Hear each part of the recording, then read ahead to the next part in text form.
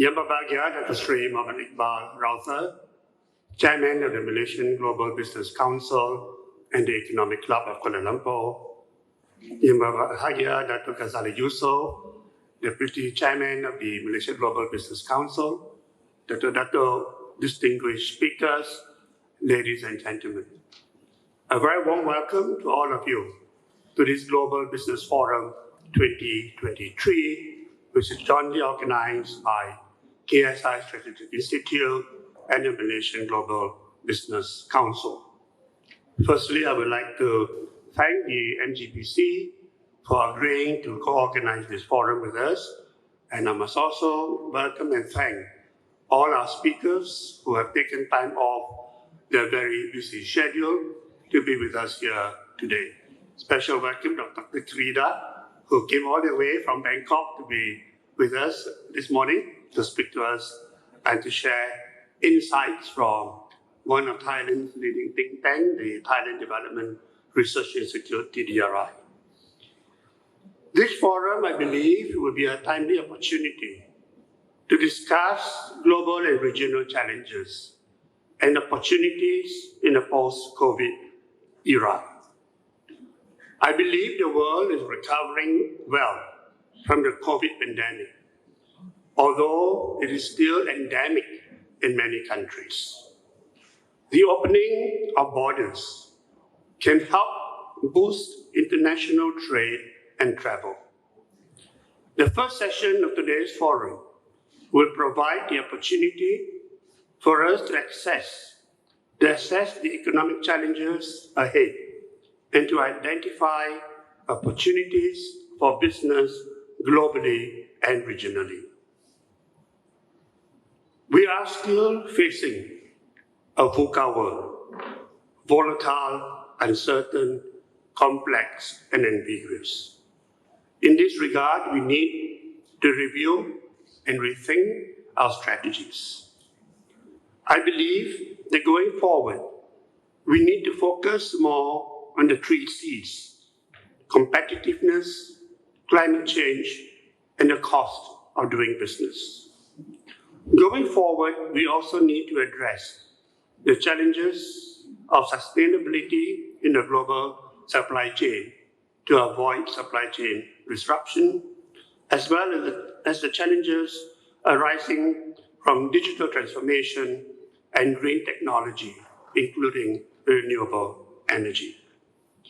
After the pandemic, I believe the world needs to scale up global and regional cooperation to achieve food security, energy security, health security, and supply chain security. The global economy, I believe, as well as many countries around the region, will continue to face what I would call the 4 I's challenges this year: inflation, inequalities, indebtedness, and innovation. And we hope that today's forum will be able to enable us to discuss how we can address and overcome these strategic issues. So once again, I welcome all of you to this forum. Thank you all for your participation. And at the same time, I wish to congratulate your award recipients who will be receiving the Global Business Icon Leadership Awards during lunch this afternoon. Sekian, terima kasih. Bismillahirrahmanirrahim. Assalamualaikum, selamat pagi dan salam bahagia dan selamat sejahtera. I didn't give any tips to Zain for making that comment.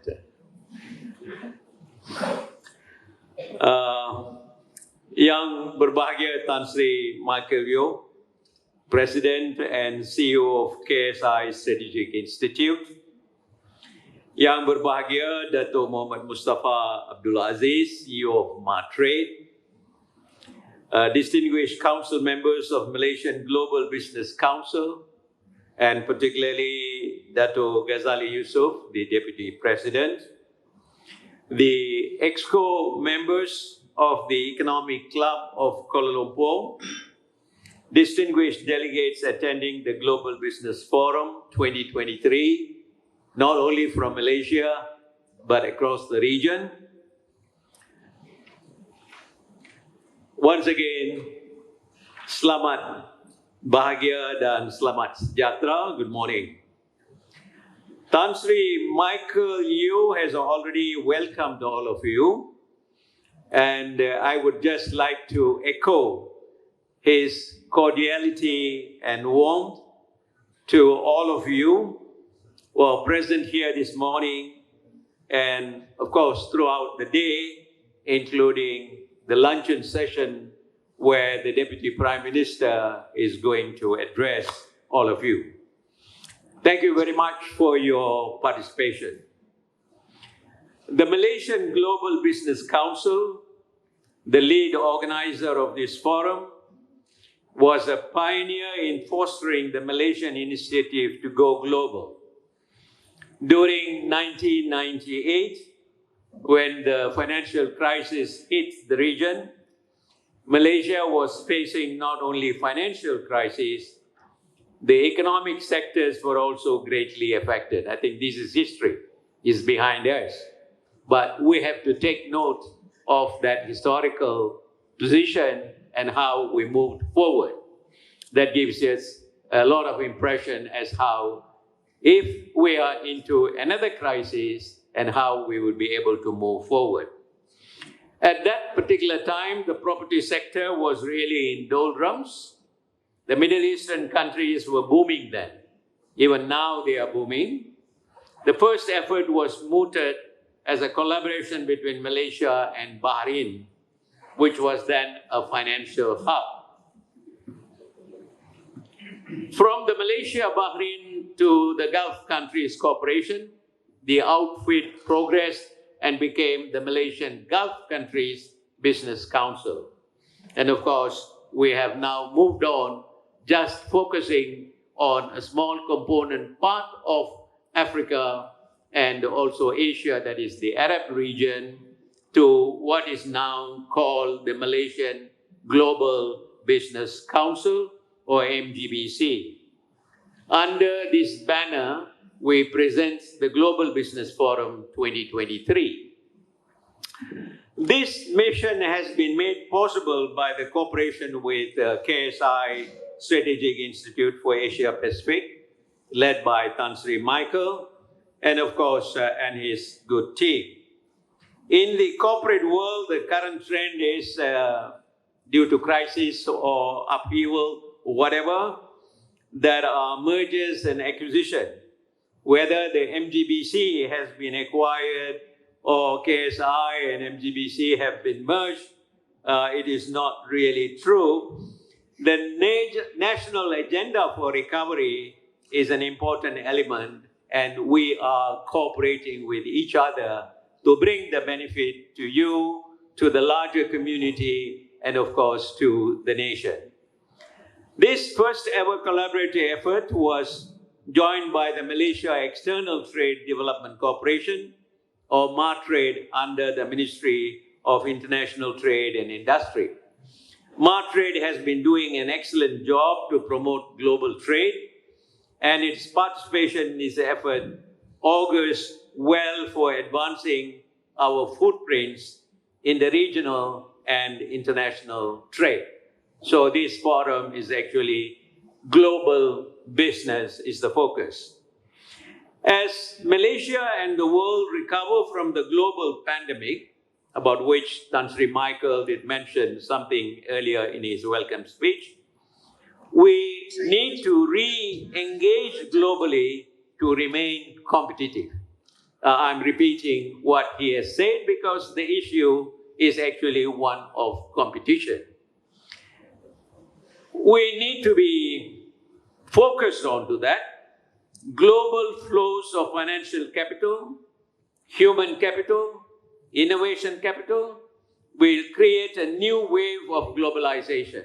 Although some people say globalization is dead, that means in terms of goods and services, production and distribution, there is a lot of hampering, but the reverse in the human side of things, the barriers are being broken, and this new wave of globalization, which KSI has introduced, this 2.0, will need a new narrative of globalization, which is multilateral, inclusive, and sustainable. It can last for a long term. Global trends and challenges will impact on all countries with rising inflation, global energy crisis, food security, as well as the globalization of diseases. The COVID-19 pandemic is almost over. We are quite happy, but we do not know what kind of disease is going to come, whether it is natural or even created by human. Don't say which part of the world creates this. We are not interested in the geopolitical controversy, but that is what, at the same time, new trading blocs such as the RCEP, RCEP, and the CPTPP require countries to enhance their global competitiveness. So Malaysia has to, in some ways, pull up its socks. Considering these global strategic issues and geo-economic challenges, the Malaysia Global Business Council and KSI are committed to provide platforms and opportunities to foster new narratives, new perspectives to meet the ever-changing business scenarios and their ramifications for new challenges. And earlier, I think the MC Zaim was asking you to stretch yourselves for a body competitiveness and comfort. But now Malaysia and Malaysian businessmen will have to stretch their hands and take the tiptoe ways to move across and see what are these. This forum, therefore, will focus or showcase Malaysia as a global player. It will share success stories of Malaysian entrepreneurs and companies which have successfully ventured internationally and regionally to serve as successful examples of the Malaysian business.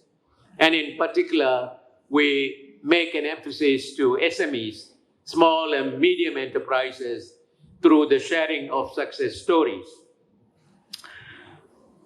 Malaysia's economy recorded an encouraging performance with a gross domestic product, GDP, for 2022 on 8.7% growth, now exceeding all estimates. Earlier, people said it will grow at 5 to 6, 6 to 7, and so on.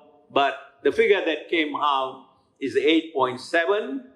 This growth performance far exceeds any expectations and even the 3.1 that was recorded in 2021. Now, this is supported by a very strong economic performance in the fourth quarter, and hopefully in the first quarter and in the continuing year 2023, we will be able to sustain this growth and show an impressive growth 2023. Meanwhile, Malaysia's total trade in 2022 recorded a new milestone, a shattering 2.8 trillion, registered the fastest growth since 1994 at 27.8%. Exports grew at 25% from 1.2 trillion in 2021 to 1.6 trillion, performing better than the forecast for 2022. Similarly, imports with value of 1.3 trillion, higher by 31.3% as compared to previous years. Trade surplus therefore reached a surplus of 255 billion. Now, these are remarkable figures. Although we were COVID-struck, economy the global economy was in doldrums, but still Malaysia performed in some ways. Now, why is this? We always say our fundamentals are strong. That will take another dimensions to look at it. How do we sustain these fundamentals and leap forward?